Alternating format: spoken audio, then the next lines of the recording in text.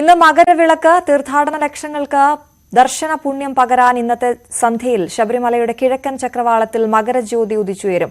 പുലർച്ചെ 2:46 മകരസംക്രമ പൂജയോടെ മകരവിളക്ക് ചടങ്ങുകൾക്ക് തുടക്കമായി. കവടിയാർ കൊട്ടാരത്തിൽ നിന്നെത്തിച്ച നെയ്യുകൊണ്ട് അഭിഷേകം നടത്തി. വൈകിട്ട് 6:15ഓടെയാണ് തിരുവാഭരണ ഘോഷയാത്ര സന്നിധാനത്തെത്തുക. തുടർന്ന് അയ്യപ്പ വിഗ്രഹത്തിൽ തിരുവാഭരണം ചാർത്തി ദീപാരാധന നടക്കും. തുടർന്നാണ് പുണ്യദർശനമായി പൊന്നമ്പലമേട്ടിൽ മകരവിളക്ക് തെളിയുക. മകരവിളക്കിനുള്ള ഒരുക്കങ്ങളാണ് ഇവിടെ എല്ലാം പൂർത്തിയായിക്കൊണ്ടിരിക്കുന്നത്. ഇന്ന് ഹരിവരാസന അവാർഡ് നൽകിക്കൊണ്ടാണ് അതിൻ്റെ തുടക്കം. അപ്പോൾ ഇന്ന് വൈകുന്നേരമാണ് മകരവിളക്ക്. അപ്പോൾ മകരവിളക്ക് ദർശനത്തിന് വേണ്ടി ഭക്തന്മാർക്ക് എല്ലാവിധത്തിലുള്ള സൗകര്യങ്ങളും ഒരുക്കിയിട്ടുണ്ട്.